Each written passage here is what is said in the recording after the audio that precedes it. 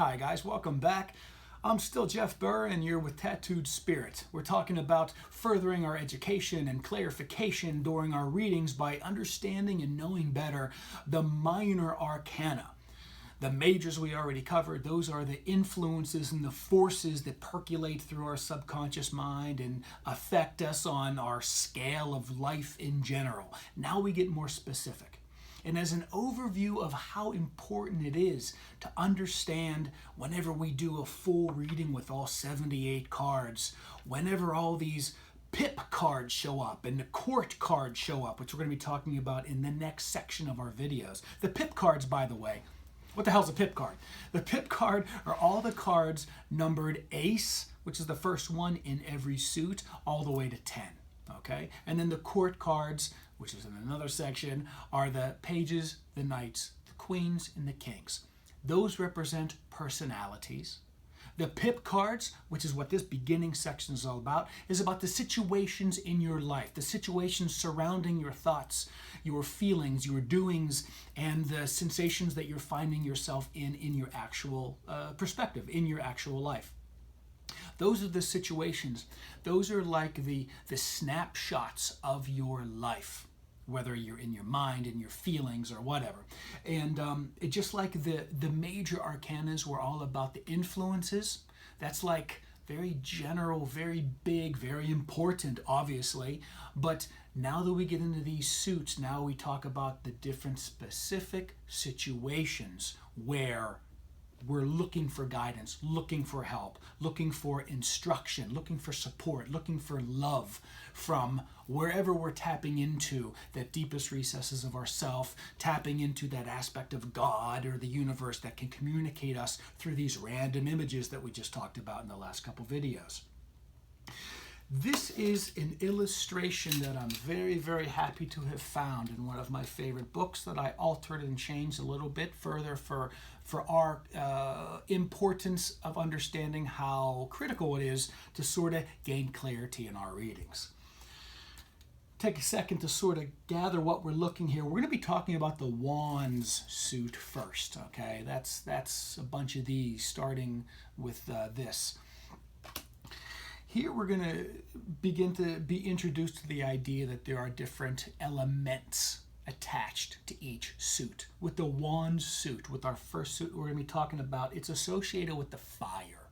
It's associated with the fire, which just means it's the activity of moving, of doing, of accomplishment, of optimism. What else? I wanted to make sure I covered all these things. Rather than just having them come up. It's the activity of business. It's adventure. It's even struggle. Everything, and we're going to see these visually, like that. That seems to be struggle, wouldn't you say? And that's in the Wand suit. This is the wonderful number 10. So, back to this.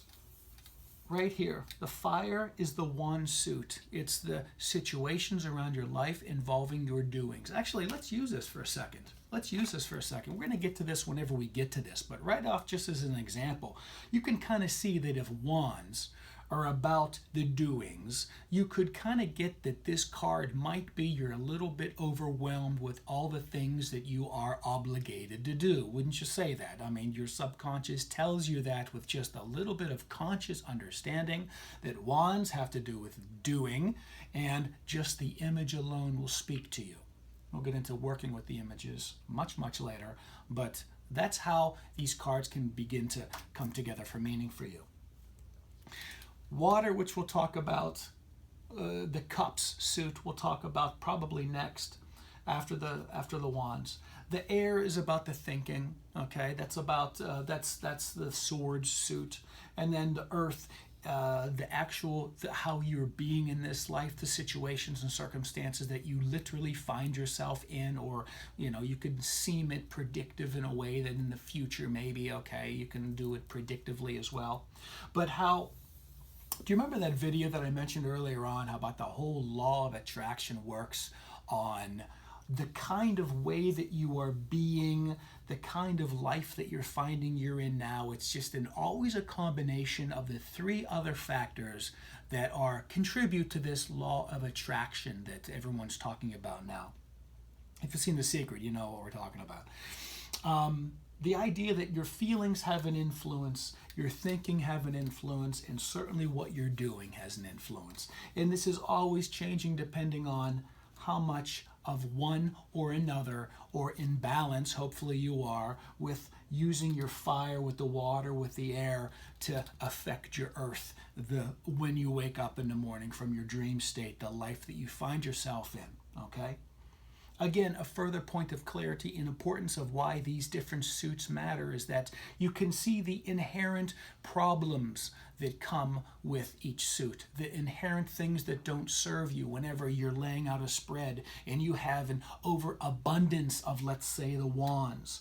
Whenever you have so much doing going on and you're feeling overwhelmed and there's not enough feeling cards being represented, your subconscious will then begin to interpret that as there's not a lot of joy in all of this doing, which is why your earth, which is why your life situations may not be reflecting that which pleases you.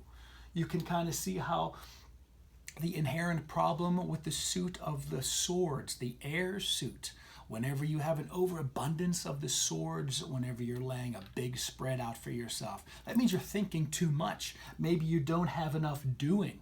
Maybe the feeling that you have behind your doing isn't pleasing to you, which is making a result unpleasing to you. So all of these work in concert. They're each individually so important, but it's in the combination, just like in the combination of the spreads, that we're going to learn more complex spreads whenever we have more cards to be able to fill in there.